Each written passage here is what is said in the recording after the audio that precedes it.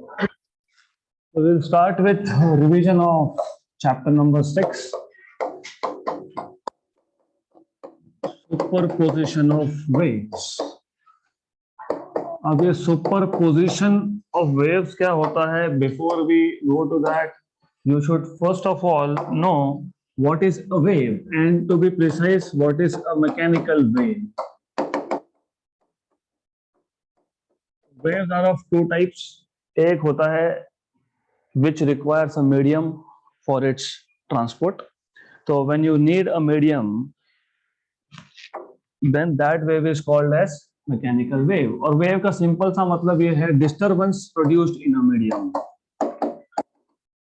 So wave is nothing but disturbance produced in a medium. Example, for example, अगर आपके पास एक water surface है which is still मतलब at rest, आपने अगर उसमें एक स्टोन ड्रॉप कर दिया तो you get some ripples. तो स्टोन ड्रॉप करने से पहले there was no disturbance in the medium. Now you drop a stone, you see some ripples. ये जो ripples है मतलब जो disturbance है इसको हम लोग बोलते हैं wave. और मैकेनिकल क्यों? Because here a medium is involved. Medium इस केस में क्या था? वाटर था. यू कैन ऑल्सो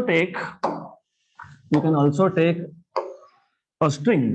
आपने एक रिजिड सपोर्ट लिया, रिजिड सपोर्ट को एक रस्सी बांध दी, you have tied a string, and then एक एंड से आप इस मीडियम को डिस्टर्ब कर रहे हो मतलब आप इसको जर्क दे रहे हो, यू आर वाइब्रेटिंग दिस.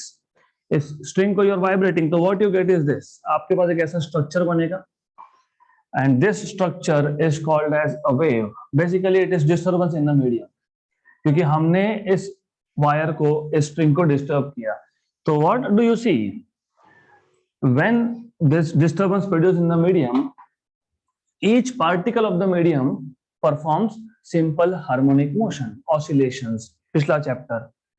तो फर्स्ट ऑफ ऑल बेसिक्स, हमेशा बेसिक्स के साथ चलो. Mechanical wave is a wave is basically disturbance produce in a medium should be elastic in nature.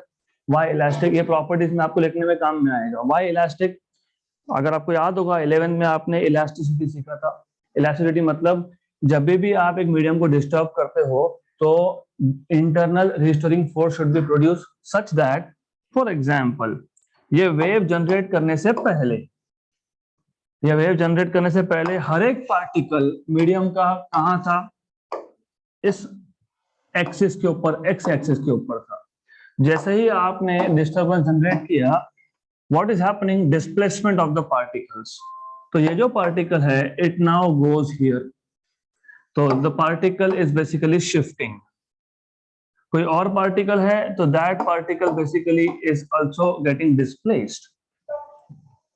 तो जब हम इस वेव को यहां से निकाल देंगे, वेव जब पास हो जाएगा तो particles of the medium should go back to their original position.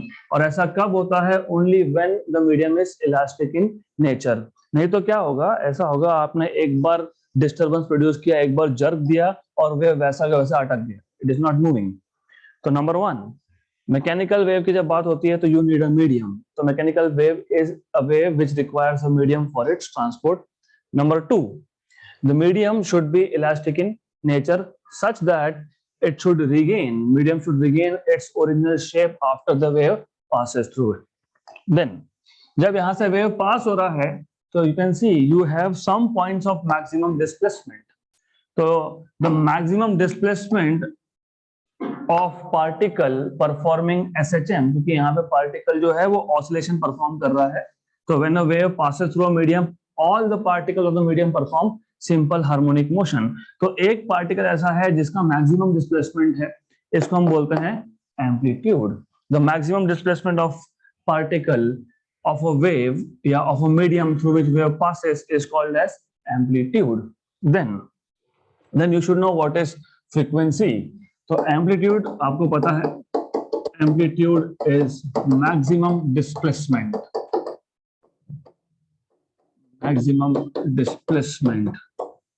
Okay, and then you should know what is time period of wave. तो टाइम पीरियड मतलब ये जो पार्टिकल ऑफ द मीडियम है which are performing oscillatory motion, the time taken by the particle of the medium to complete one oscillation is called as time period. So time taken by the particle of the medium to complete one oscillation. Complete one oscillation is called as time period. Then you should know what is frequency of a wave. Number of oscillations performed by the particle of the medium per second. For example, ऐसा हो सकता है ये जो particle है medium का, ये oscillatory motion perform कर रहा है, हो सकता है कि उसको एक ऑसिलेशन परफॉर्म करने में हाफ सेकेंड लगा, 0.5 सेकेंड। तो एक सेकेंड में कितने वाइब्रेशंस? 2। तो फ्रीक्वेंसी इज 2। तो frequency is nothing but number of oscillations per second. Number of oscillations performed by the particle of the medium per second is called as frequency. Then what else you should know is what is wavelength.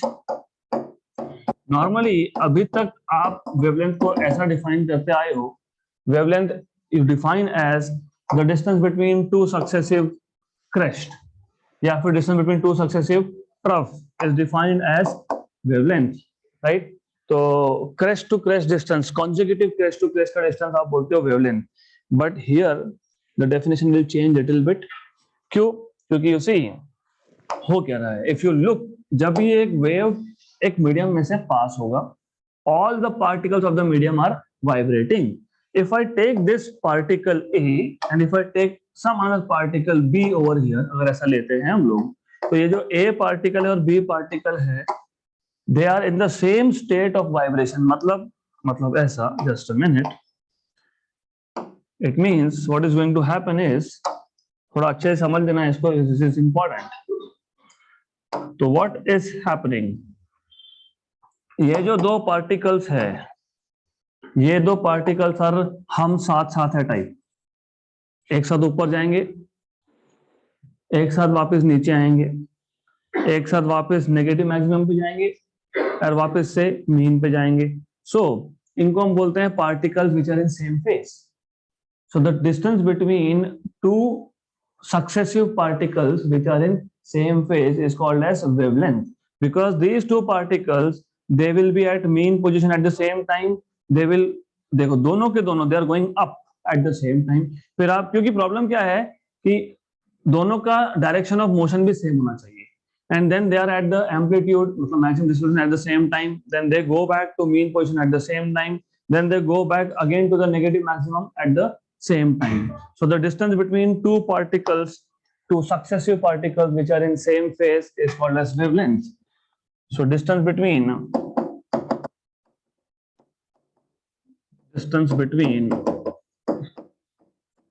two successive particles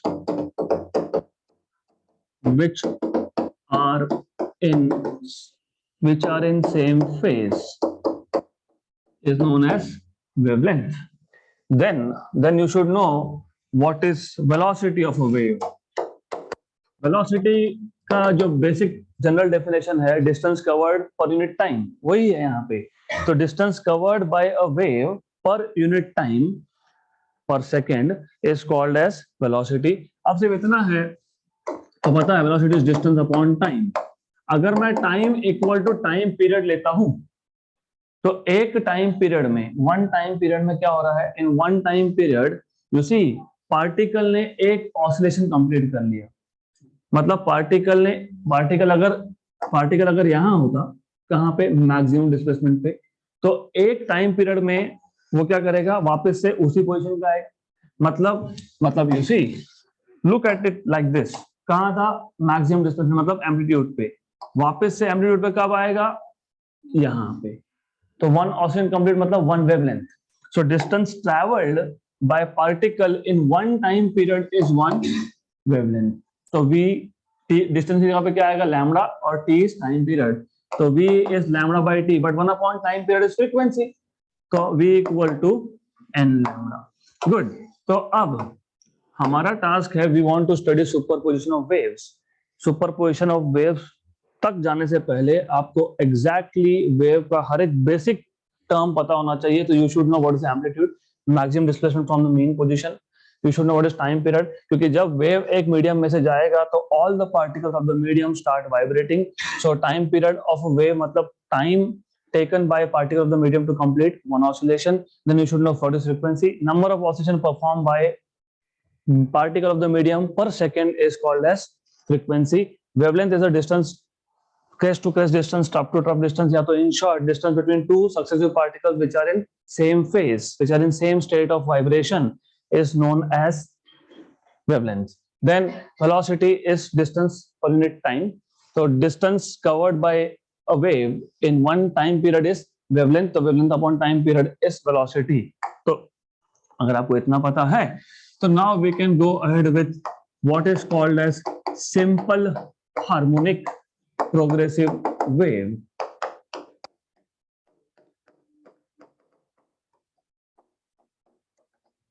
So if you remember simple harmonic progressive wave, नाम में ये simple harmonic और साथ में progressive. तो सबसे पहले ये पता होना चाहिए प्रोग्रेसिव वेव मतलब a wave which continuously travels in a given direction in a given medium.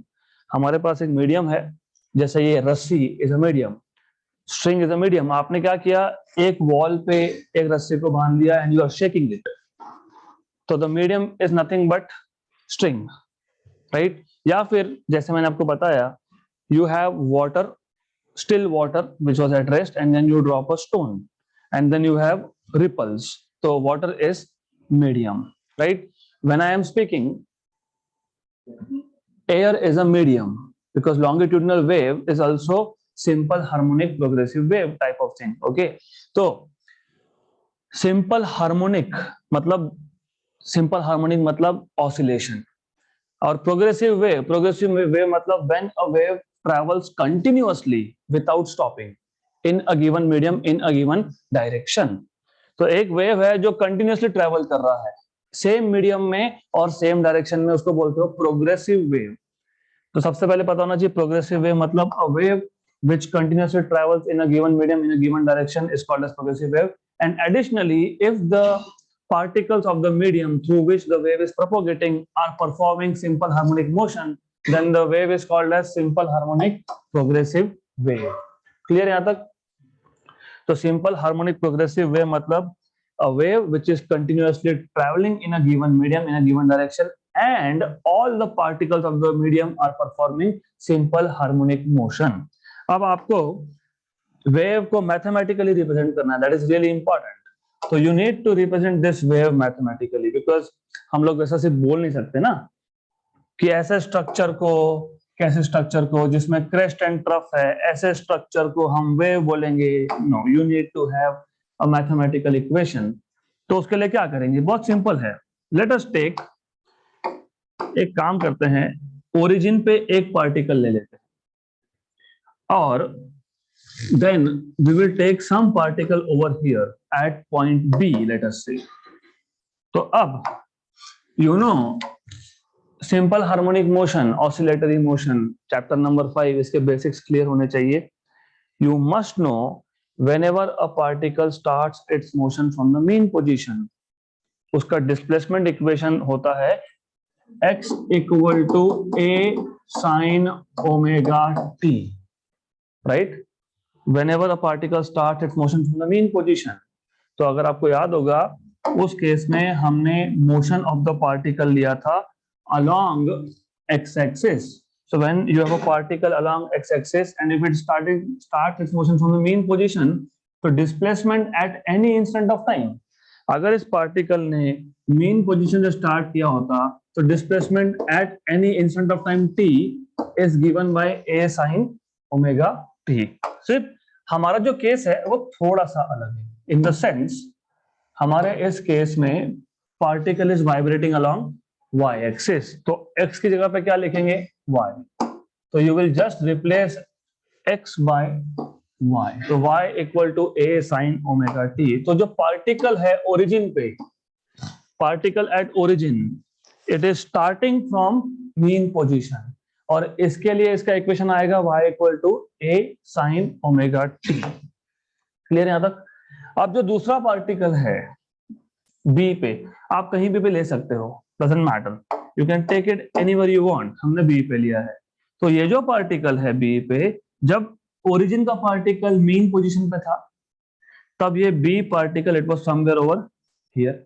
मतलब पहली बात तो इस दो पॉइंट्स में distance is late us say x, particles are vibrating along y, इसलिए यहाँ पे y आया।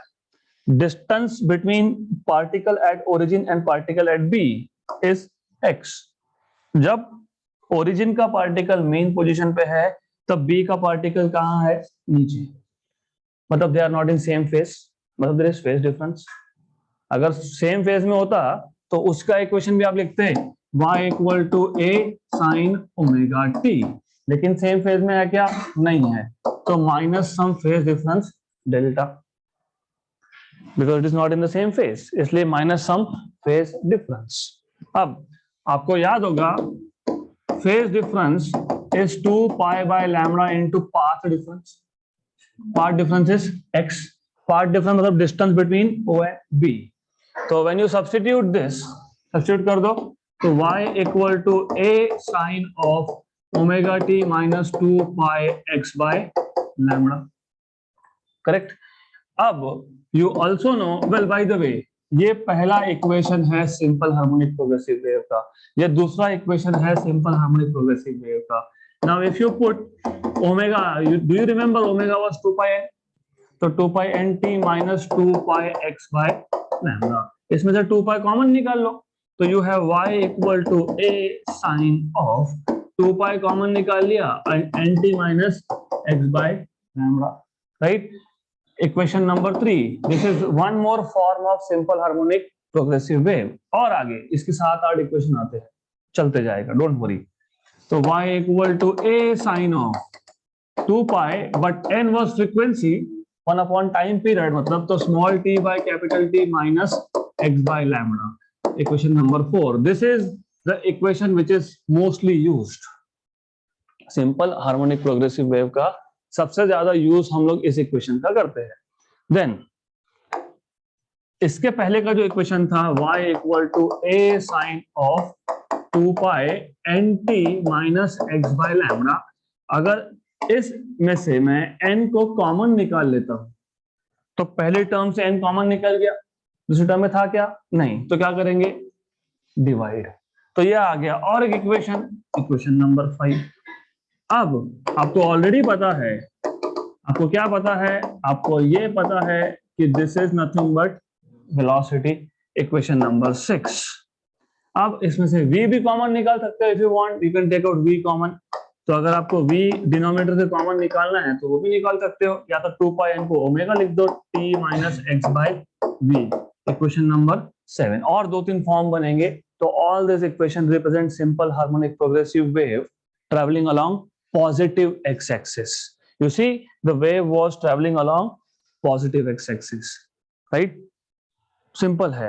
Simple harmonic progressive wave मतलब a wave which continuously travels in a given medium in a given direction, and all the particles of the medium perform simple harmonic motion. Hence, the wave is called as simple harmonic progressive wave.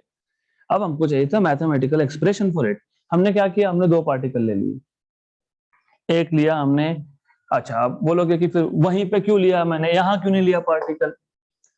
You see, ये जो half loop में जितने भी particles होते हैं ना, उनका direction of motion same होता है, all of them are going up और all of them are coming down. तो आपको अगर इक्वेशन चाहिए, मैथमेटिकल एक्सप्रेशन चाहिए, तो आपको कम से कम नेक्स्ट हाफ लूप में लेना पड़ेगा। That is the reason.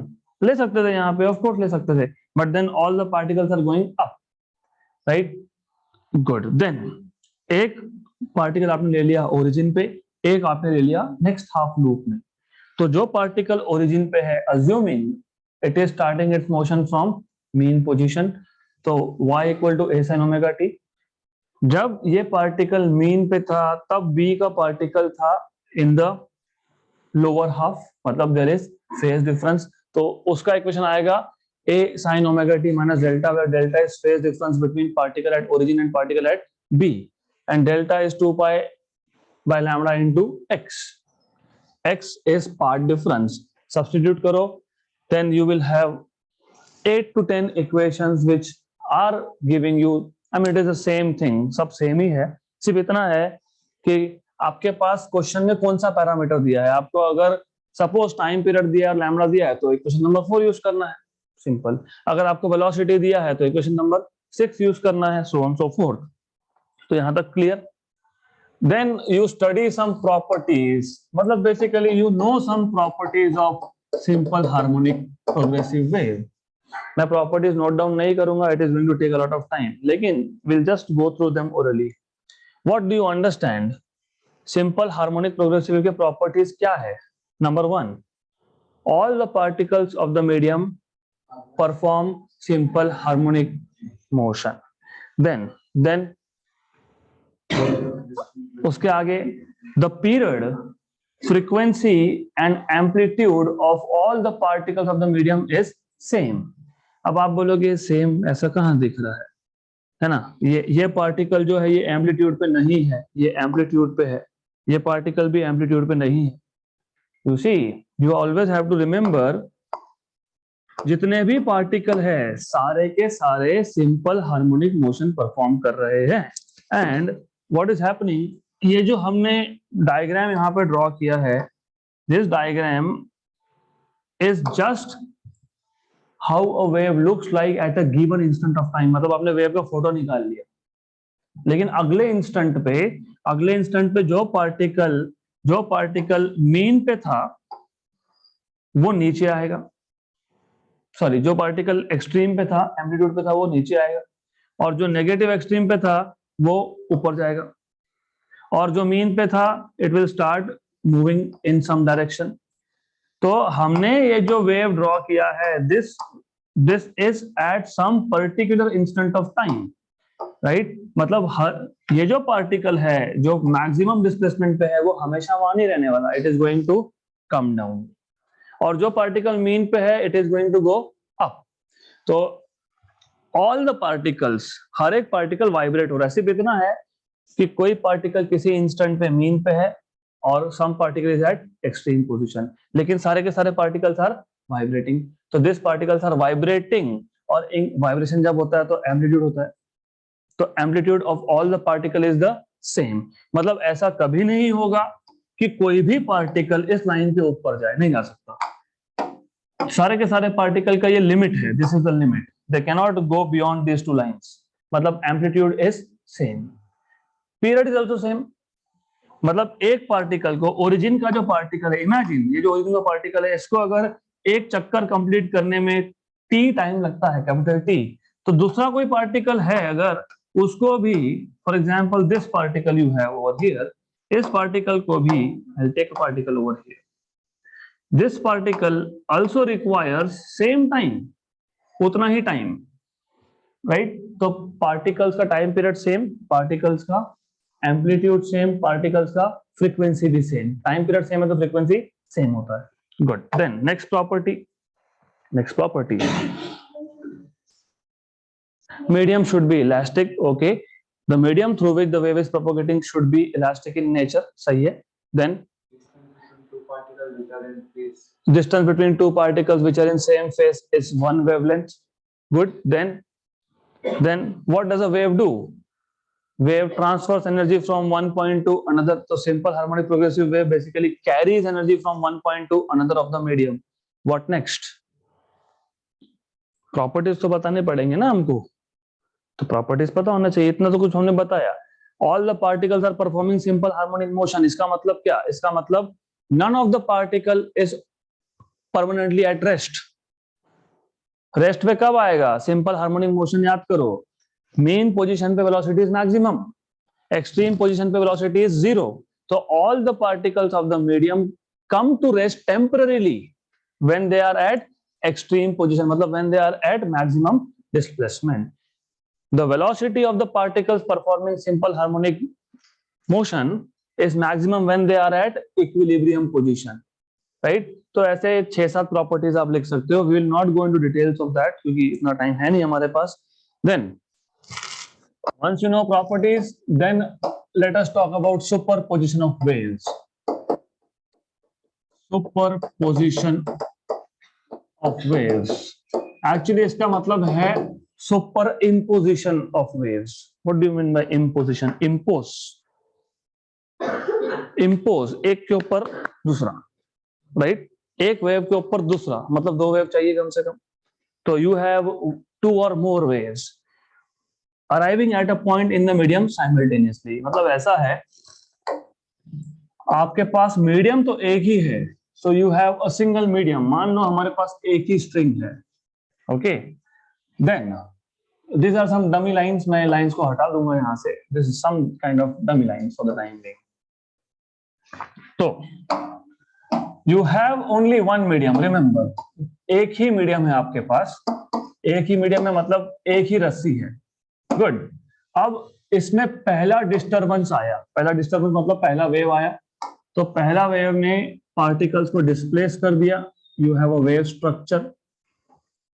Then दूसरा वेव आया but at the same time, so you are producing two disturbances at the same time। so what will happen is, हो सकता है ऐसा डिस्टरबेंस हो, ये भी हो सकता है कि ऐसा डिस्टरबेंस हो। तो हम दोनों केसेस वन बाय वन देखने वाले हैं। तो number one, super position of waves, मतलब सुपर इम्पोजिशन ऑफ वेव्स, मतलब एक वेव के ऊपर दूसरा वेव का इंपोज होना। तो व्हेन टू और more waves reach at a point simultaneously in a given medium, then the resultant displacement at a point of the medium is the vector sum of displacement due to individual waves। मतलब क्या? मतलब ये, हमारे पास particle का एक medium था, तो पहला वेव आया, पहले वेव ने इस पार्टिकल को डिस्प्लेस कर दिया थ्रू डिस्प्लेसमेंट y1। दूसरा वेव भी उसी टाइम पे आया, उसने पहले वेव को इग्नोर कर दिया। इग्नोर करना मतलब सेकंड वेव के लिए क्या है कि सेकंड वेव को लगेगा कि ये पार्टिकल पहले से यहीं पे था, at this position, the particle was really here, but पहले वेव ने क्या किया? डिस्प्लेस कर दिया। दूसरे वेव ने वापस से इसको डिस्प्लेस कर दिया, तो यहाँ पर डबल डिस्प्लेसमेंट हो गया, राइट? तो you need to remember this, when two और more waves reach at a point of the medium simultaneously, these two waves produce their own displacement at that point। तो जो पार्टिकल था उस point पे वो डबल डिस्प्लेसमेंट हो गया, पहले वेव ने डिस्प्लेस कर दिया और दूसरे वेव ने भी डिस्प्लेस कर दिया, तो इसको बोलते हो super position of waves, right? अब इसका मतलब रिजल्टेंट जो है, रिजल्टेंट वेव जो है, you have resultant wave something like this. तो इस केस में resultant amplitude is the addition of both. तो रिजल्टेंट एम्पलीट्यूड इज एडिशन, मतलब रिजल्टेंट वेव जो है उसका एम्पलीट्यूड ज्यादा होगा। Then you may have a situation, ऐसा भी हो सकता है, there are two waves reaching at a point of the medium simultaneously but they are out of phase. What do you mean bye out of phase? Crest of one wave matches with trough of another. Good. तो इस case में you have a particle of the medium. मान लो आपके पास एक particle है medium का जो यहां था, तो पहले वेव ने इसको डिस्प्लेस कर दिया, दूसरे वेव ने वापस डिस्प्लेस कर लिया बट नीचे कर दिया डिस्प्लेस। क्यों? क्योंकि दोनों का फेज डिफरेंस कितना है? पाई। मतलब यहाँ पे एम्पलीट्यूड का क्या होगा? सबट्रैक्शन। तो this is what you call as, ये रिजल्टेंट वेव है, दिस इज रिजल्टेंट वेव। तो रिजल्टेंट वेव का amplitude is a1 minus a2। तो पहले वेव का जो एम्पलीट्यूड था, पहले वेव का एम्पलीट्यूड था a1,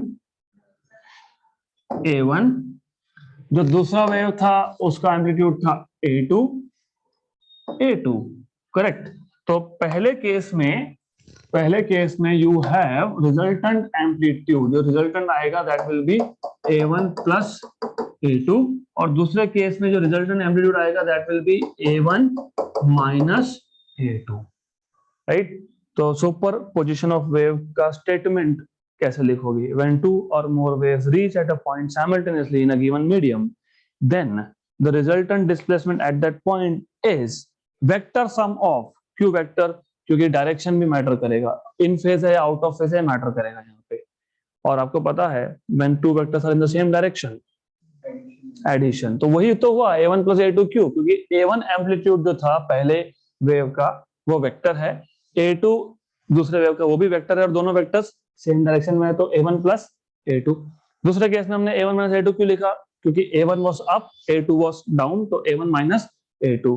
Hence the resultant displacement is the vector sum of individual displacements। Correct?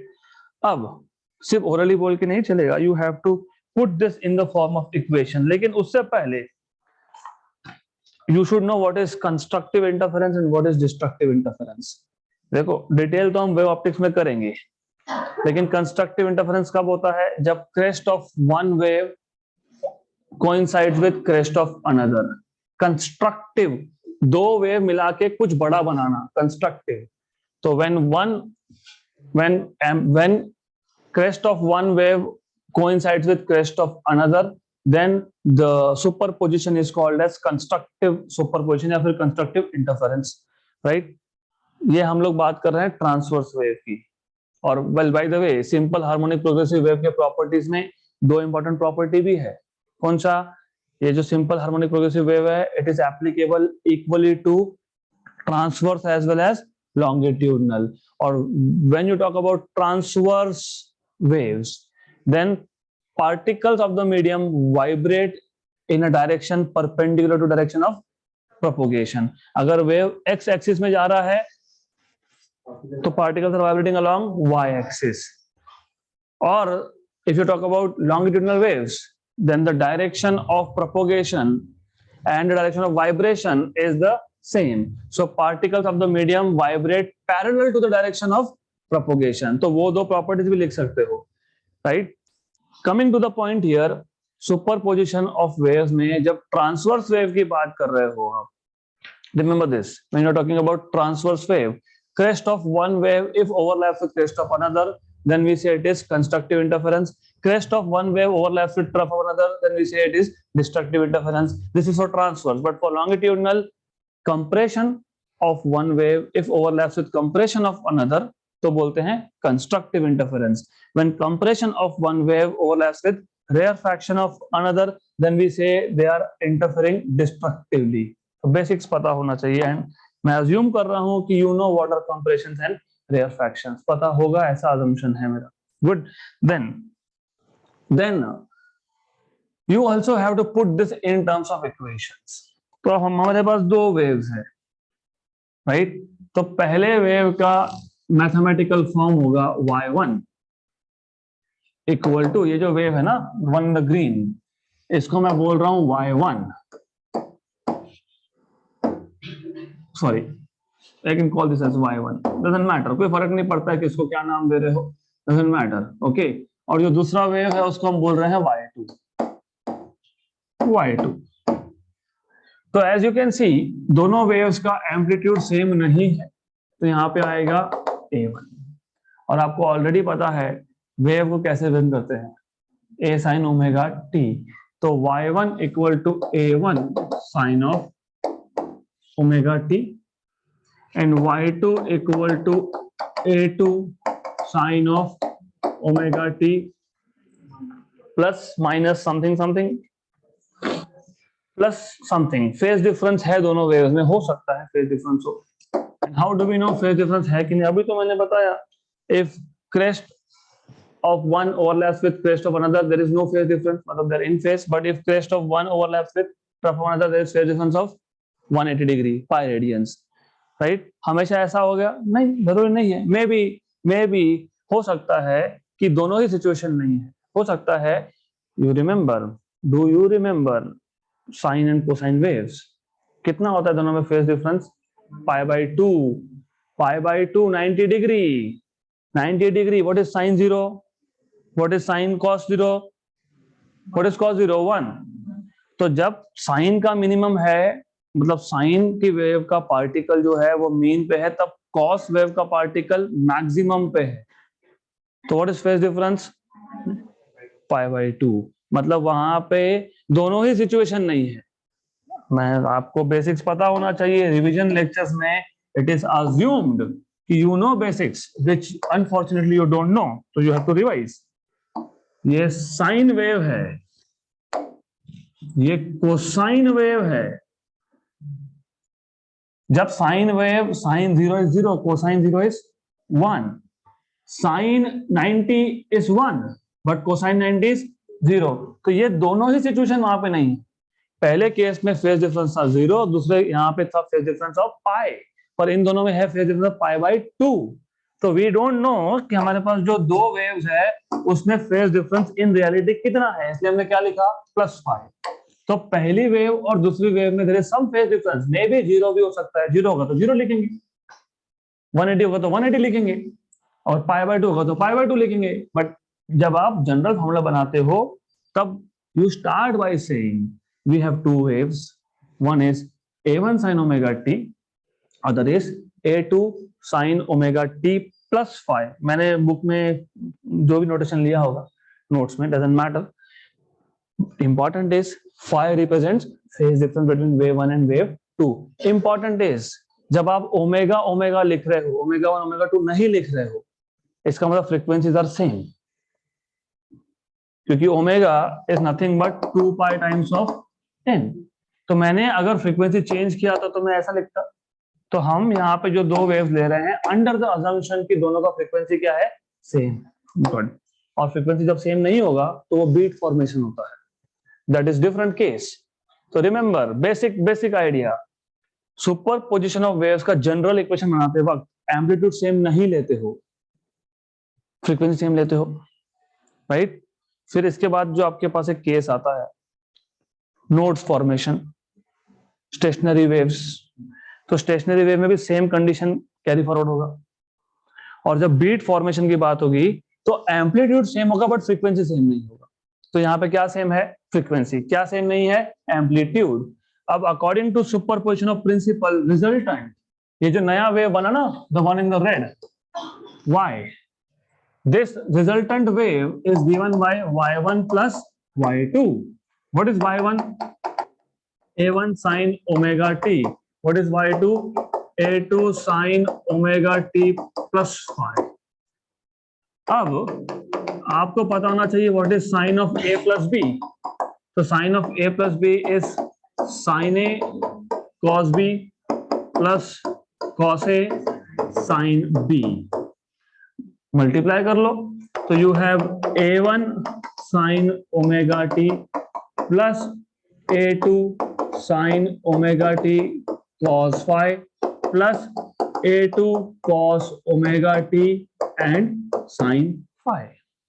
अब पहली और दूसरी टर्म में as you can see sin omega t can be taken out common, तो कॉमन निकाल लो इसको यहां से। तो यू विल हैव a1 बचा plus a2 cos of phi, क्योंकि sin ओमेगा टी हमने निकाल लिया कॉमन, प्लस दूसरे टर्म में बचा आपके पास a2 cos omega T sin phi, cos omega T sin phi।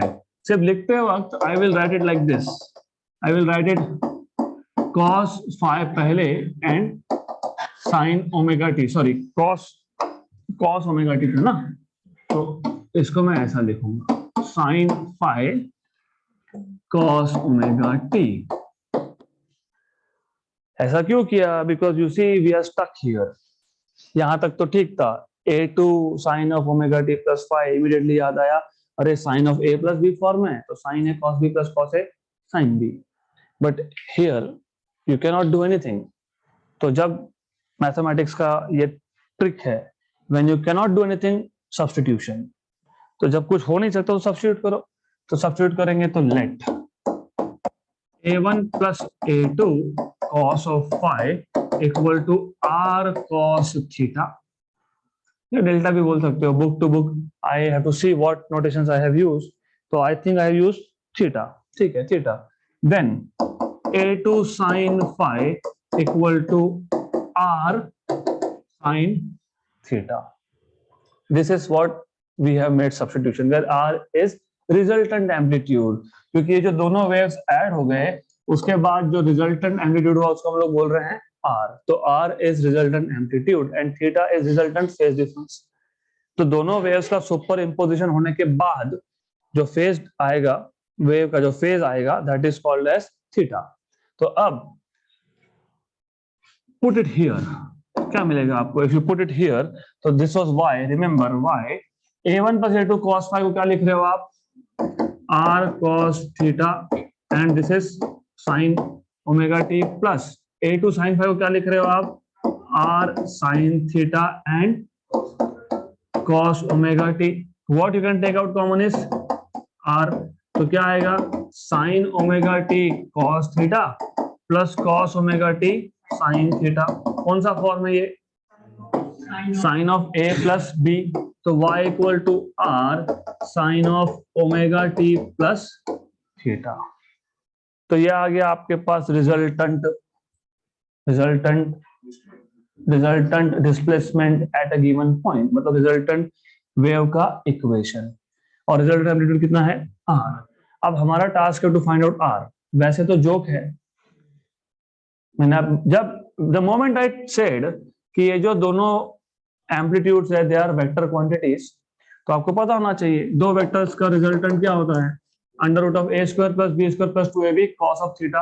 यहाँ पे a is a1, b is a2, तो a1 square plus a2 square plus 2a1 a2 cos of theta. यही आना चाहिए, यही आएगा, करेंगे हम लोग प्रूव। इसको साइड में रख देते हैं and then we will prove this. ये जो हमारे पास दो इक्वेशन है, इसको स्क्वायर एंड ऐड करो, this two, r cos theta और r sin theta, squaring and adding, r square cos square theta plus r square sin square theta equal to a1 plus a2 cos phi का square, a1 plus a2 cos phi का square plus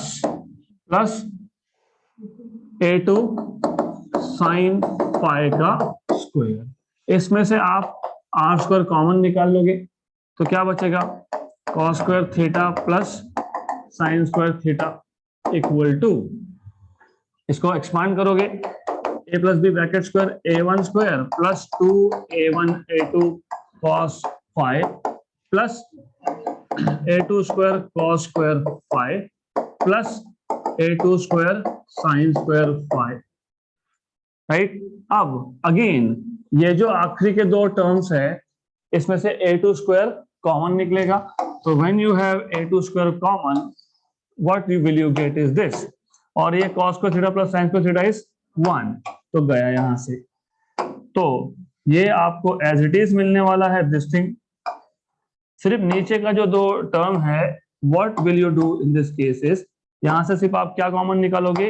a2 square, so when you take out a2 square common, you get this. What is this? 1 again. So what is r square? It is a1 square plus 2a1 a2 cos of phi plus a2 square. So what will be r? R will be under root of a1 square plus a2 square plus 2a1 a2 cos of phase difference. सिर्फ हमने phase difference को phi से denote किया था दो waves का, और मैंने यहाँ पे थीटा लिखा है, तो थीटा की जगह पे यहाँ लिखोगे फाई, तो वही है, it is nothing but resultant of two vectors. Done, clear यहाँ तक? तो अभी तक क्या किया? Just to make a link, revision session is going to be very fast, तो यू शुड नो। हमने वेव डिफाइन किया, पैरामीटर्स डिफाइन किए, फिर हमने सिंपल हार्मोनिक प्रोग्रेसिव वेव क्या होता है वो देखा, then we have derived different equations of simple harmonic progressive wave, then we started with superposition of waves. Superposition of waves में इतना ही है कि एक वेव नहीं है, you have two or more waves, हम दो की बात कर रहे हैं, तीन करोगे तो y1 plus y2 plus y3, it becomes much more complicated mathematically। तो हमने दो वेव ले लिए, these two waves are reaching at a point simultaneously in a given medium, तो resultant displacement is nothing but y1 plus y2। तो y1 plus y2 किया आपने, y1 plus y2 करने के लिए पहले आपको y1 का फॉर्म पता होना चाहिए, पहले वेव का इक्वेशन पता होना चाहिए, a1 sin ओमेगा t, दूसरा है a2 sin omega t plus some phase difference, क्योंकि पहली और दूसरे वेव हमको पता नहीं है कि दोनों का क्रेस्ट ओवरलैप हो रहा है, कि एक का क्रेस्ट एक के ट्रफ के साथ ओवरलैप हो रहा है, we don't know what is the phase difference. तो हमने जनरल फेज डिफरेंस मान लिया फाई, ऐड कर लिया, उसके बाद sine of omega t plus five था यहाँ पे, उसको आपने sine of a plus b का फॉर्मूला अप्लाई कर लिया एंड मैथमेटिकली सॉल्व करके you have a resultant wave, और रिजल्टेंट वेव का फॉर्म वापस से सिंपल हार्मोनिक प्रोग्रेसिव वेव है, क्योंकि सिंपल हार्मोनिक प्रोग्रेसिव वेव का इक्वेशन क्या होता है, amplitude, amplitude sine of something, sine of something. तो आपने प्रूव कर दिया कि दो वेव्स एक के ऊपर एक सुपर इंपोज होने के बाद वापस से क्या मिला, simple harmonic progressive wave. Good, progressive wave, remember ये वर्ड, क्योंकि स्टेशनरी वेव की जब बात करेंगे तो प्रोग्रेसिव नहीं होगा। प्रोग्रेसिव है कैसे पता लगता है, साइन के अंदर क्या है, टी, साइन के अंदर टी है ना, मतलब wave is a function of time, मतलब wave is moving forward with time, time change हुआ ये आगे गया, that is why it is called as progressive, क्योंकि ये प्रोग्रेस हो रहा है। अगर यहाँ पे टाइम नहीं होता, stationary. Correct, is this clear? Then अब इसमें और आगे what you have to do is this, resultant तो मिल गया हमको, अब इसके स्पेशल केसेस है, you have special cases. Special cases मतलब कुछ नहीं है, यही है, यही दो केसेस है। अगर फेज डिफरेंस 0 होगा या फिर 2 पाई होगा या फिर 4 पाई होगा, मैं ऐसा क्यों बोल रहा हूं, जिनको नहीं पता उनके लिए, यू सी व्हेन यू से crest of one wave matches with crest of another, तो पहले तो लॉजिकली ये समझ में आना चाहिए आपको, ये है सर्कल, बट वेव बनता कैसा है, सर्कल से ही बनता है। कैसे? सिंपल, आपने क्या किया, लोअर हाफ को कट कर दिया, और लोअर हाफ को कट करके आपने यहां पे शिफ्ट कर दिया, बन गया वेव, राइट?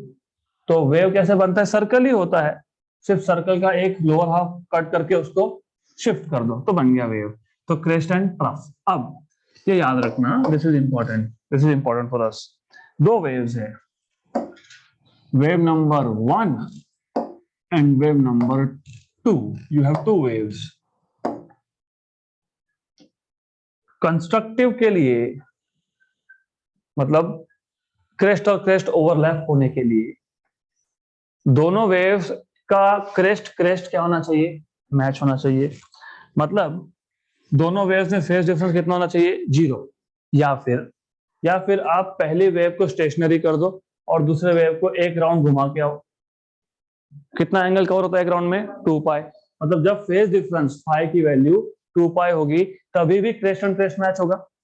या फिर और एक राउंड घुमा के लाओ, 4 पाई, 6 पाई, 8 पाई, 10 पाई, इन जनरल 2n पाई। तो जब जब 2n पाई होगा तो दो वेव्स का crest and crest will match, मतलब crest will overlap with crest. और दूसरा case, out of phase by 180 degree, मतलब क्रेस्ट ओवरलैपिंग विद ट्रफ, मतलब डिस्ट्रक्टिव का case. Of course as I told you, crest is top most point and trough is lower most, bottom most point. तो एक का crest दूसरे का trough overlap होने के लिए कितना एंगल चाहिए, पाई 180, या फिर पाई प्लस 2 पाई मतलब 3 पाई, या फिर पाई प्लस 2 पाई प्लस 2 पाई मतलब 5 पाई, 7 पाई, 9 पाई, 11 पाई, so on so forth, right? और मल्टीपल ऑफ पाई, तो ये याद रखना।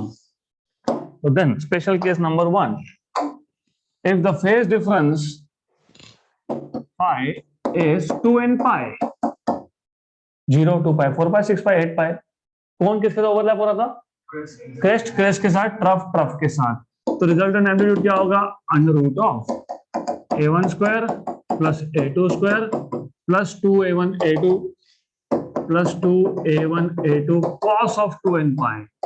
बताना चाहिए cos of 0 is 1, cos of 2 pi is 1, cos of 4 pi is 1, cos of 6 pi is 1, तो ये इन जनरल 1 है। तो r equal to under root of a1 square plus a2 square plus 2a1 a2, this is nothing but under root of a1 plus a2 bracket square, ये cancel हो गया तो r equal to a1 plus a2। तो resultant amplitude is maximum, right? Otherwise, और of course अगर a1 equal to a2 है, हो गया तो, मतलब ऐसा हो गया तो, कैसा, ऐसा, ये जो सेकेंड वेव है ना, इसका एम्पलीट्यूड और पहले का अगर सेम हो गया तो a1 plus a2 is 2a, right? वैसा हुआ तो मैं कर नहीं रहा हूं, just to tell you, if a1 equal to a2 equal to a, r is equal to 2a, right? Special case number 2, if the phase difference phi is pi, 3 pi, 5 pi, 7 pi, odd multiple of pi, so 2n minus 1 pi या फिर 2n plus 1 pi. क्यों ऐसा? n की value कहां से start हो रही है? 0 से. If you put n equal to 0, you get phi 0. 1 you get 2 pi, 2 you get 4 pi. तो अगर मैं यहाँ पे माइनस लिखता, तो n की पहली वैल्यू क्या है? अरे n की पहली वैल्यू 0 है, 0. अभी बताया कि नहीं 0, तो ये माइनस हो जाएगा ना. 0 minus 1 is minus pi, इसलिए मैंने क्या कर दिया बीच में? प्लस लिख दिया. या फिर वेरिएबल ही चेंज कर दो, n की जगह पे क्या लिख दो? m, और बोलो कि m कहां से स्टार्ट होता है? 1 से. आपके ऊपर अब. तो I will not tell you what to do, you should be doing it by yourself. Okay, तो इजी है. तो in this case you should know what is cos of phi. What is cos of pi? Minus 1. What is cos of 3 pi? Minus 1. Cos of 5 pi? Minus 1 to minus 1. So resultant amplitude R is under root of a1 square plus a2 square plus 2a1 a2 minus 1. मतलब R equal to under root of, ये आ गया a1 square minus 2a1 a2 plus a2 square, मतलब a1 minus a2 bracket square, मतलब R equal to a1 minus a2. अगर इस case में a1 equal to a2 हो गया तो R is 0. Right? Cancellation, complete cancellation of amplitudes. Clear यहाँ तक? Is this clear? Now we can move to stationary waves. Stationary, नाम में ही है कि ये stationary है. इसको standing भी बोलते हैं, because you always see that these waves are not moving at all. Unlike this case, इस केस में मैंने बताया था कि आपने फोटो निकाल लिया, उस इंस्टेंट का है, लेकिन अगले इंस्टेंट पे पार्टिकल्स जो मीन पे था वो कहीं और है, जो एक्सट्रीम पे था वो कहीं और है. लेकिन स्टेशनरी में always stationary. whenever you see, you will always find the same structure. Wave वैसा का वैसा दिखेगा आपको. ये बनता कैसे है? Interesting and simple. तो रिमेंबर वन थिंग, अगर आप लोगों को फिजिक्स को सिंपल करना है तो रट्टाफिकेशन छोड़ना पड़ेगा. You have to understand. बहुत सिंपल है. स्टेशनरी वेव, मैथमेटिक्स बाद में देखते हैं. First of all you need to know, in this case you have loop formation. Loop formation मतलब ये वेव दिखेगा कैसे, पहले समझ लो. You will see either one loop or you will see two loops or you will see three loops. लेकिन ये हमेशा स्ट्रक्चर ऐसा का ऐसा स्टैग्नेंट रहने वाला है, स्टेशनरी रहने वाला है. तो स्टेशनरी वेव्स में मैं एक स्ट्रक्चर लेता हूं, तो ये स्टेशनरी वेव का एक मोड है. मोड भी बताऊंगा क्या है. तो what happens in a stationary wave is there are some points, और नंबर वन, ये विथ टाइम ऐसे ही दिखने वाला है. You will always see this in the form of loops. याद होगा बचपन में हम लोग रबर के साथ बहुत खेलते थे. रबर को काट लिया, one end you put into your mouth, another in your hand, and then you vibrate it. तो ऐसा लूप बनता था. और that is the same thing, right? Correct, same है. Then you will see there are some points, जैसे कि ये point, खासकर तो जहां पे आपने टाई करके रखा है ना, जहां पे आपने उस स्ट्रिंग को टाई करके रखा है. और ये भी पॉइंट, these are points जिनका डिस्प्लेसमेंट हुआ ही नहीं. तो क्योंकि अगर लूप्स नहीं बनते मतलब क्या होता, ये स्ट्रिंग ऐसा ही रहता. No disturbance is produced, nothing. सिर्फ रस्सी को बांध के रख दिया, हमने डिस्टर्ब किया ही नहीं. तो all the particles of the string are on this line. This line is called as mean position या फिर इक्विलिब्रियम पोजीशन. करेक्ट? लेकिन हमने वाइब्रेट किया, डिस्टर्ब किया तो क्या बना, लूप बना। एज आई टोल्ड यू, ये जो 3 पॉइंट है वो जहां थे वहीं है, राइट। तो these points have no displacement, तो इसको बोलते हैं नोडल पॉइंट्स या फिर nodes. So these are called as nodes. Nodes मतलब no displacement, right. Then there are points जिनका मैक्सिमम डिस्प्लेसमेंट हुआ, मतलब here, these are called as anti, मतलब opposite of nodes, opposite of no displacement मतलब maximum displacement, तो anti nodes. तो सबसे पहले when you talk about stationary wave is a wave which does not progress with time. It always appears stationary, standing, and it is in the form of loops. And in this loop you will find some points which have underwent no displacement, they are called as nodes, and there are some points which have underwent maximum displacement, are called as antinodes. Clear? And of course as you can see, किसी भी दो successive nodes में एक anti node है, किसी भी दो successive anti nodes में एक नोड है। So it is something like node anti node, ऐसा बनता है। Good. Now the point is कि हमको ये नोड्स एंटी नोड्स कहां कहां बनेंगे और under what conditions stationary wave बनेगा, ये हमको देखना है। तो we will start with very basic thing, mathematics. ऐसा है कि स्टेशनरी वेव क्यों बनेगा, कब बनेगा, वेव का इक्वेशन क्या होगा, that is what we want to see. Point number 1, superposition of waves. Minimum कितने वेव्स चाहिए, 2, तभी सुपरपोजिशन होगा, राइट। स्टेशनरी वेव या स्टैंडिंग वेव भी बनता है सुपरपोजिशन से ही बनता है, right. Remember this, standing waves or stationary waves is a result of superposition, but in this case we have only one wave, याद रखो सिर्फ एक ही वेव है। अगर ये भूल गए तो इक्वेशन भूल जाओगे। एक ही वेव है, एक वेव है जो पॉजिटिव एक्स में जा रहा था, y1, वही वेव रिफ्लेक्ट होके वापस आया तो दूसरा वेव बन गया y2। अब you see you have 2 waves, लेकिन मैंने बोला एक ही वेव है क्योंकि एक ही वेव गया वही रिफ्लेक्ट होके आया। इसका मतलब A1 A2 नहीं लिखोगे यहाँ पे, दोनों वेव में क्या लिखोगे, A एंड A। लिखा था ना हमने यहाँ पे A1 A2, do you see A1 A2, but in this case you will not write A1 and A2, you will write A and A। तो इक्वेशंस क्या होगा, y1 and y2 equal to A और A। Then दोनों के दोनों sine and sine. But do you remember, do you see y1, first wave is going along positive x and second wave is going along negative x. Have we already derived some equation which I told you this is the most used equation of a simple harmonic progressive wave. So a wave which is traveling along positive x, in that case you will have minus, and a wave which is traveling along the negative x will have plus. This is how you start. इतना अगर आपको समझा है तो this is nothing, यहां तक clear.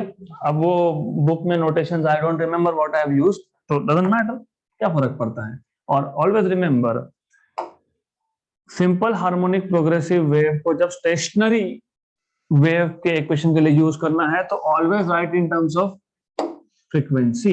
तो यहाँ पे आएगा n, ओके। डेफिनेटली इसके बाहर 2 पाई है, आई एम नॉट डिनाइंग कि यहाँ पे 2 पाई नहीं, 2 पाई है, वहां पे 2 पाई लिख देंगे and write down in terms of frequency. और यहाँ पे है 2 पाई और यहाँ पे है 2 पाई। क्लियर यहाँ तक। अब आप इसको इस पे अप्लाई करो principle of superposition. According to principle of superposition, resultant is y1 plus y2. What is y1? A sine of nt minus x by lambda.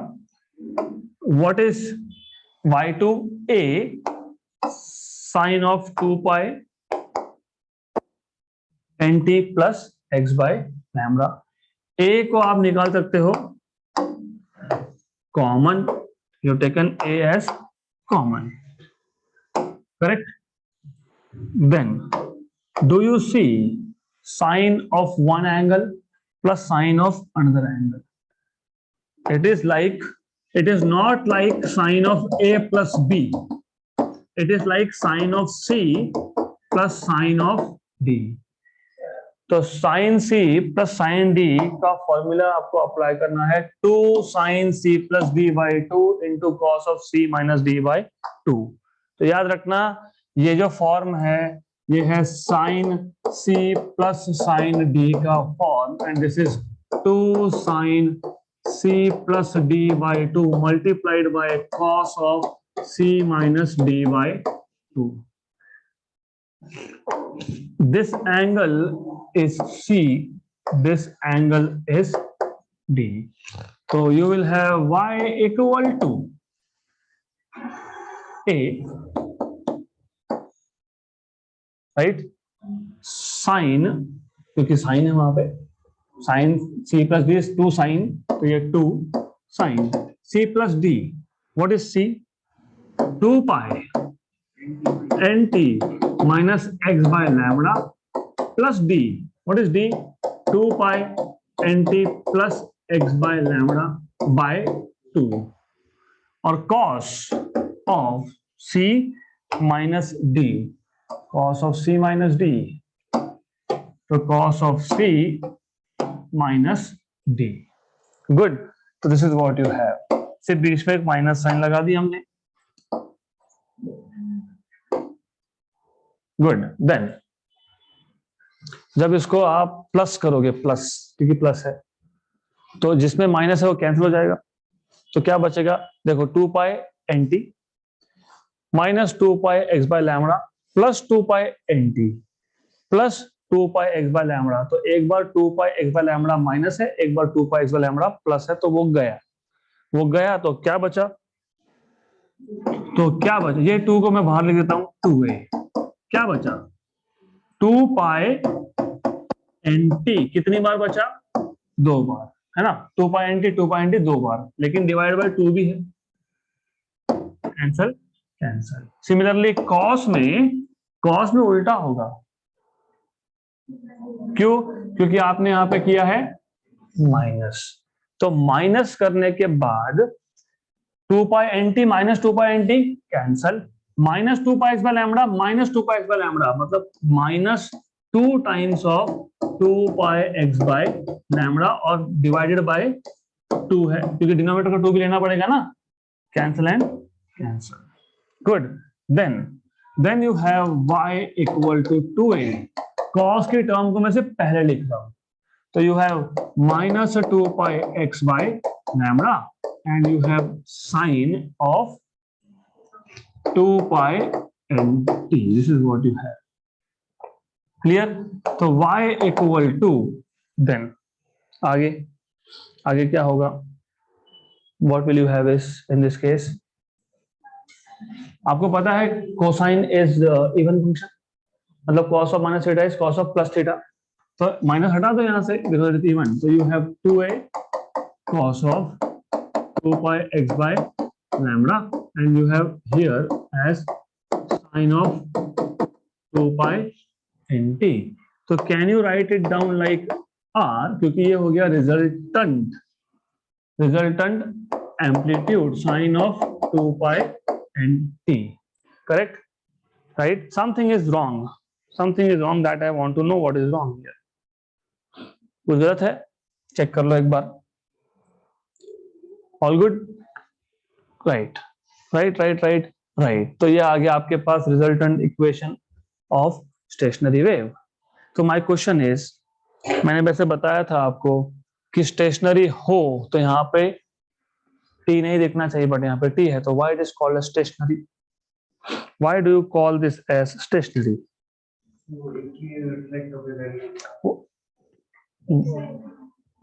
Why it is called as stationary? Because of course, as you can see, यहाँ पे तो अभी भी T है.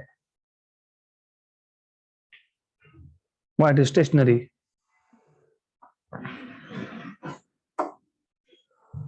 because it is doubly periodic. What is doubly periodic? What is periodic? What is the meaning of periodic? Something which repeats itself after either equal interval of time or in equal distances, right? तो अगर आप देखोगे, बताऊंगा मैं इसके आगे बताऊंगा आपको, तो यहाँ पे ऐसा है कि ये जो लूप बनते हैं ना, लूप फॉर्मेशन जो होता है, already we have loops here.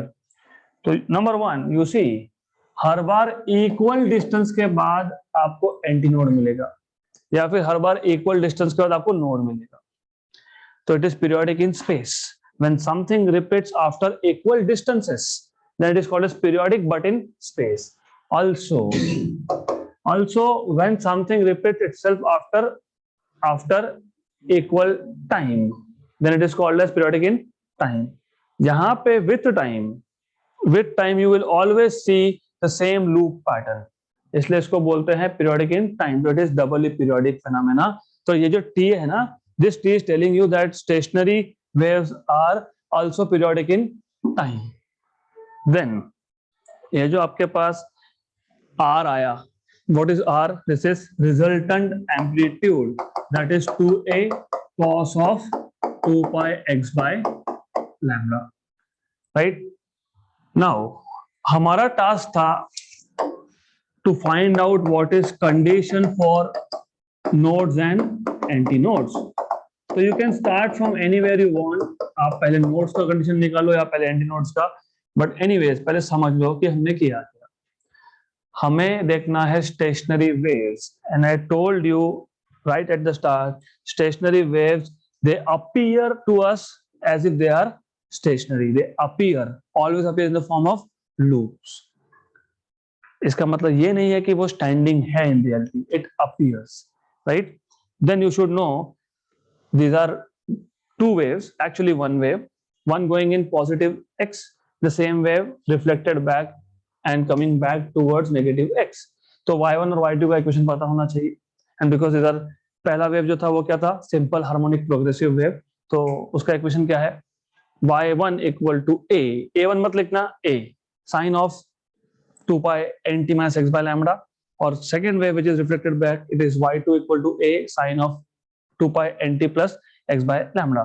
According to superposition of waves, y equal to y1 plus y2. तो y equal to y1 plus y2 करोगे, a कॉमन निकालोगे, and then you will be left with sin of 2 pi nt minus x by lambda plus sin of 2 pi nt plus x by lambda. तो sin c plus sin d का form है, इसको solve करते जाओ, you are finally at y equal to 2a cos of 2 pi x by lambda and sin of 2 pi nt, right? The reason जो हमेशा confusion create करता है कि जब हम बोल रहे हैं कि ये स्टेशनरी, तो टाइम क्यों आया?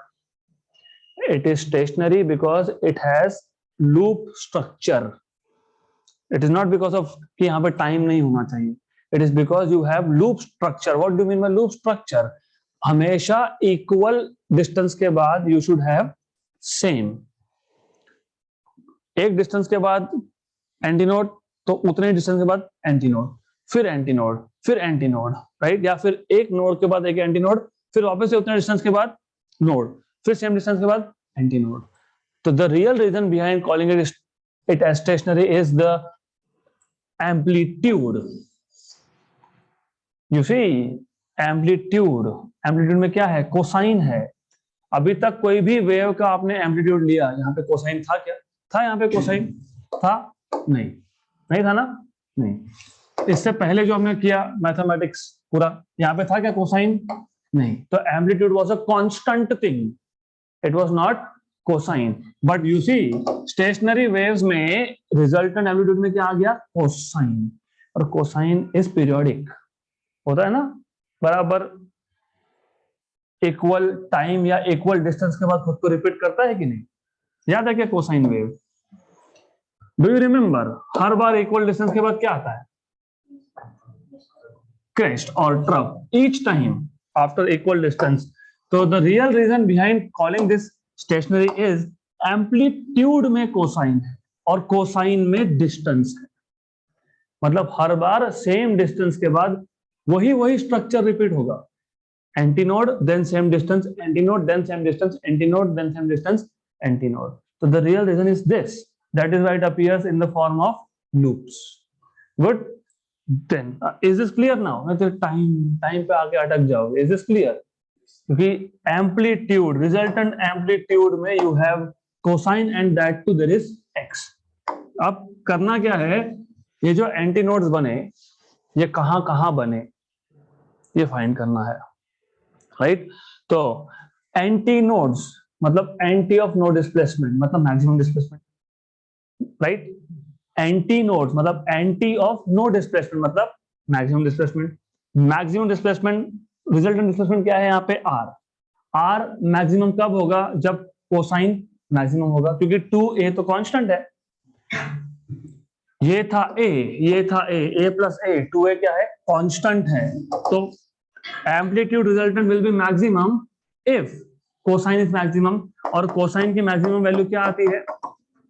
Plus minus 1, right? तो कोसाइन की वैल्यू प्लस माइनस 1 कब आती है? पी पाई पे. You know it is at p pi.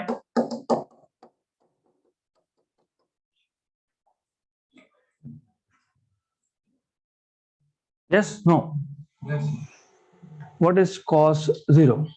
1. Cos pi, cos 2 pi, cos 3 pi minus 1. तो that is what I am saying कि p की वैल्यू 0 से स्टार्ट होगी. When you put 0, you get 1. When you put 1, you get minus 1. When you put 2, you get plus 1. When you put 3, you get minus 1. तो वही तो लिखा मैंने, right? तो this is what you have. Cos cos गया तो 2 pi x by lambda equal to p pi cancel. तो x equal to lambda by 2 into p. So these are the positions of antinodes, right? अब antinodes कहां कहां बनेंगे? तो position of antinodes, position of antinode displacements. Antinodes p की value क्या है? 0. When you put first value तो 0. 0 का मतलब जहां से वेव स्टार्ट हुआ वहीं पे पहला एंटीनोड बने. लॉजिकल भी है. लॉजिकली सोचो, थिंक लॉजिकली. मुझे अगर वेव को भेजना है तो मैं एक एंड दीवार पे, वॉल पे बांधूंगा, दूसरा एंड रस्सी का मेरे हाथ में होगा and I will send wave. कहां से? यहां से. तो वेव अपने आप जाएगा क्या? इसको ऊपर लेना पड़ेगा कि नहीं? हाँ, तो ऊपर लेना पड़ेगा. मतलब पहला ही पॉइंट बन गया एंटीनोड. मतलब origin of the wave will become antinode. फिर आप बोलोगे यहाँ पे ऐसा कैसा है? यहाँ तो जहां बांधा है वहां पे क्या है? अरे लेकिन प्लग तो किया. कहां पे प्लग किया? यहीं पे प्लग किया ना.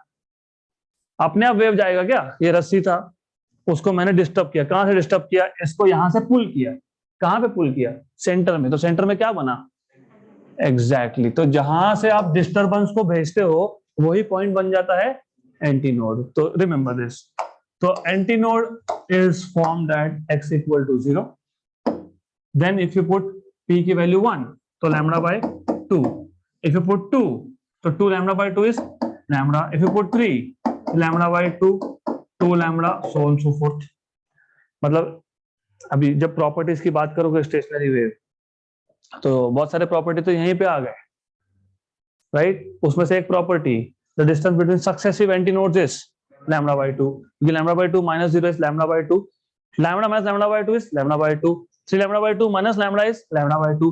2 lambda minus 3 lambda by 2 is lambda by 2. So distance between two successive antinodes is lambda by 2. ये हो गया conditions for antinodes. Then you have condition for nodes. Condition for nodes मतलब points of no displacement. तो of course no displacement मतलब resultant amplitude 0. और वो 0 कब होगा? जब cos of 2 pi x by lambda 0 होगा. तो जब cos of 2 pi x by lambda 0 होगा तब. तो cos of 2 pi x by lambda 0 होना चाहिए.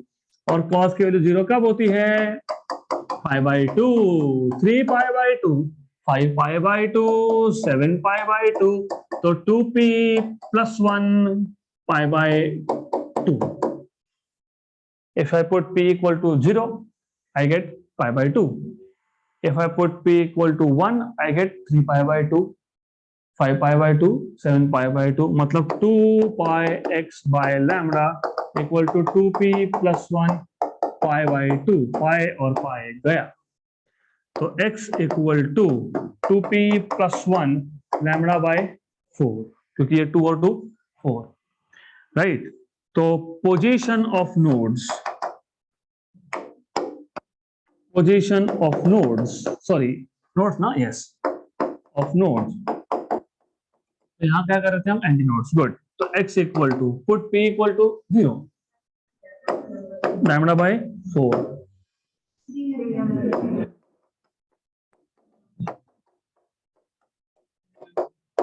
राइट। ये तो हमको वैसे भी पता था। How, tell you, I will tell you. मैंने बताया जहां से आपने रस्सी को डिस्टर्ब किया वही पॉइंट आपका बन गया एंटी नोड, फिर ये रिफ्लेक्ट होके वापस आया, राइट। तो you have anti node, you have node, anti node, you have node, anti node, you have node. अगर यहां से यहां तक का डिस्टेंस है लैम्डा बाय 2, और हमने पहले ही बता दिया था कि स्टेशनरी वेव्स में node anti node, node anti node, node anti node, मतलब दो एंटी नोड के बिल्कुल बीच में बनता है, right, right at the centre. और ये था x इक्वल टू 0, ये आपके पास आया लैम्डा बाय 2, इसके लिए डिस्टेंस कितना आया, ये लैम्डा बाय 2। इसके बिल्कुल सेंटर पे क्या बनना चाहिए था, नोड। तो इसका बिल्कुल सेंटर मतलब half of this, lambda by 2 का हाफ कितना, you see, then lambda by 2 और ये आएगा लैम्डा, राइट। तो लैम्डा बाय 2 एंड लैम्डा, इसका सेंटर 3 लैम्डा बाय 4, ये 1 बाय 2 है, ये 1 है, 0.5 और 1 का सेंटर आता है 0.75, 0.75 होता है 3 बाय 4, तो ये आ गया 3 लैम्डा बाय 4, राइट। तो this is how it works. And अगला 3 लैम्डा बाय 2 मतलब 1.5 है ना, 1 और 1.5 का सेंटर क्या होता है 1.25, 1.25 मतलब 5 बाय 4, 1.25 5 बाय 4, तो ये कहां पे आना चाहिए, है कि नहीं, है, राइट। तो ये तो हमको ऑलरेडी पता था, this is something that you need to understand, बाकी कुछ नहीं है। तो अभी आपको पोजीशन पता लग गए नोड्स और एंटी नोड्स के, इज दिस क्लियर, गुड। अगर यहां तक हुआ है तो अब ठीक है, properties of stationary waves that I expect you to go through it, मैं एक दो प्रॉपर्टी बता देता हूं। तो आपको पता है व्हेन, सबसे पहला property is always definition, when two simple harmonic progressive waves of the same amplitude, one traveling in positive x direction, other traveling in negative x direction, superimpose, then the resultant wave so formed is in the form of loops, and this wave is called as stationary wave. पहला property तो always definition होता है, right, correct। then second definition, second property, हाँ, नहीं नहीं, what you see is property. What do you see when stationary wave is formed? The medium gets divided into successive nodes and antinodes. Successive, एक node के बाद एक antinode. Then what do you see? The distance between two successive antinodes is lambda by 2. The distance between two successive nodes is lambda by 2. The distance between consecutive node and antinode is lambda by 4. तो this is what you know. और इससे आगे जाके सोचोगे, अगर single progressive wave होता तो वो ट्रैवलिंग वेव होता है, मतलब इट हैज वेलोसिटी, राइट, लेकिन ये स्टेशनरी है, वेलोसिटी इज 0, हो गया अगला property, the velocity of stationary wave is 0। अब जब वेव स्टेशनरी है, नॉर्मली सिंगल वेव क्या करता है, एनर्जी को ट्रांसपोर्ट करता है एक पॉइंट से दूसरे पॉइंट। अब ये खुद कहीं नहीं जा रहा तो क्या लेके जाएगा, तो stationary wave does not carry energy from one point two another, इसलिए इसको बोलते हैं लोकलाइज्ड, क्योंकि उसी रीजन में रिस्ट्रिक्टेड है। So stationary wave is localized wave, ऐसा आप 10-15 प्रॉपर्टी लिख सकते हो। Then you can compare progressive wave and stationary wave, यही सब आएगा। तो पहला first will be definition, Simple harmonic progressive wave is a wave in which all the particles of the medium perform vibrations about mean position and this wave continuously travels in a given direction. और stationary wave का पहला property तो मैंने बता दिया definition. You have one wave which is traveling along positive x, another wave along negative x. When they superimpose, the medium gets divided into, of course, nodes and antinodes, and the resultant wave looks like in the form of loops. Definition हो गया, correct? Then what happens? Progressive wave में all the particles are performing SHM. मतलब none of the particle is at rest permanently. It will come to rest temporarily. Stationary wave में वैसा हो रहा है कि नहीं? All the particles they are at rest. They look like at rest. Then क्योंकि वो प्रोग्रेसिव वेव है तो उसका वेलोसिटी होगा, इसका जीरो होगा. कंपेयर कर रहे हो ना अभी आप. Then क्योंकि वो प्रोग्रेसिव वेव है, it is carrying energy from one point to another and this does not carry energy from one point to another, right? तो ये basic comparison भी आप कर लोगे. So this is what I am expecting, right? So next is harmonics and overtones. Harmonics and overtones. Now the idea is I'll just introduce this concept today and बाकी का part हम कल देखेंगे. You see, जब भी आपके पास whenever you have a string, let us say, या फिर a medium, और इस मीडियम से आपने जब वेव को प्रोपोगेट किया तो यू में हैव डिफरेंट फ्रीक्वेंसीज. या तो सिंगल लूप बन सकता है, इसको आप बोलते हो fundamental frequency. Fundamental is the most basic thing that you can have.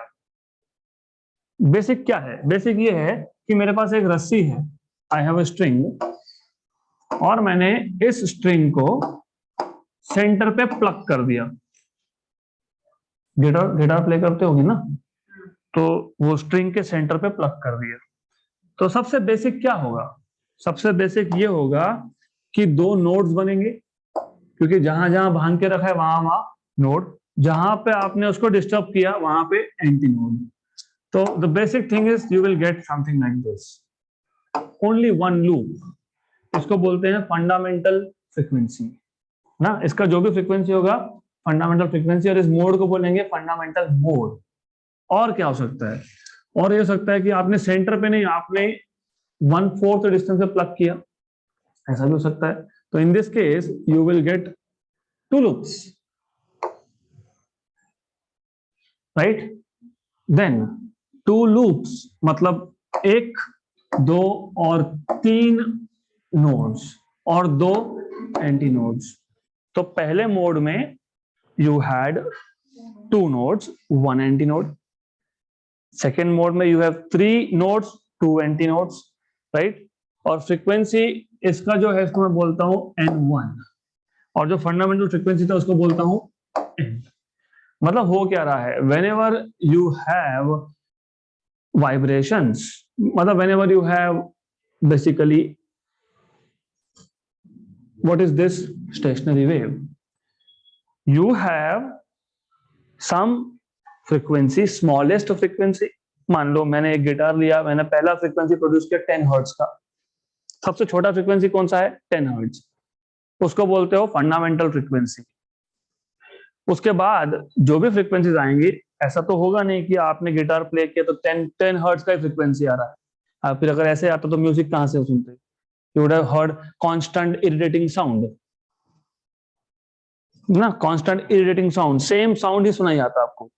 You find music as pleasant, है ना, because it has combination of frequencies.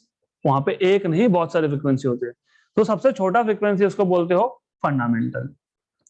Imagine कि एक फ्रीक्वेंसी है सबसे छोटा 10 हर्ट्ज का, फिर अगला है 20 हर्ट्ज, फिर अगला है 30 हर्ट्ज, फिर अगला है 40 हर्ट्ज. आप 10, 20, 30, 40 बोलो, या फिर 5 भी हो सकता है. तो 5, 10, 15, 20, या फिर इन जनरल बोलो n. तो smallest is n, then 2n, then 3n, then 4n.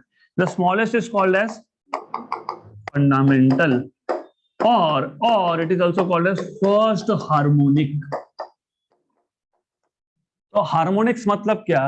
fundamental frequency along with all its integral multiple. Fundamental frequency n, तो उसका integral multiple 2n, 3n, 4n, 5n, 6n, 7n. तो fundamental frequency plus all the integral multiples are called as harmonics. So the smallest frequency and all the integral multiple of smallest frequency are called as harmonics. तो ये first harmonic हो गया fundamental, 2n हो गया second harmonic, 3n हो गया third harmonic, 4n हो गया फोर्थ हार्मोनिक. अब ऐसा जरूरी नहीं है कि सारे ही प्रेजेंट होंगे. हो सकता है n के बाद डायरेक्टली है 3n, फिर है 5n, फिर है 7n. तो फंडामेंटल के बाद जो पहला फ्रीक्वेंसी प्रेजेंट होता है, it is overtone. Overtone is the first higher frequency present in a note after fundamental, right? So 3n is first overtone, but it is third harmonic, right? तो मैं वापस बता देता हूँ. See what happens is whenever you play a musical instrument or when you create any sound, तो वो जो sound है it may consist of multiple frequencies. The smallest frequency present in that note is called as fundamental frequency. All the integral multiple of the smallest frequency are called as harmonics. तो n अगर सबसे छोटा है तो n, 2n, 3n, 4n, 5n है harmonics.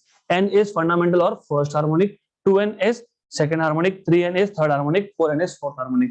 अगर ऐसा हुआ, imagine n के बाद डायरेक्टली क्या है 3n, लेकिन 3n क्या है थर्ड हार्मोनिक है, लेकिन n के बाद डायरेक्टली क्या आया 3n, मतलब 2n is missing. तो whatever first higher frequency you have after fundamental को ओवरटोन नहीं बोलते, ओवरटोन फंडामेंटल छोड़ के उसके पहले का, राइट? तो whatever first higher frequency after fundamental you have is called as first overtone. तो overtones are higher frequencies which are present other than fundamental are called as overtones. So 3n will be first overtone, 5n will be second overtone. Clear यहाँ तक? So after this, I mean more topics we will cover in the next session.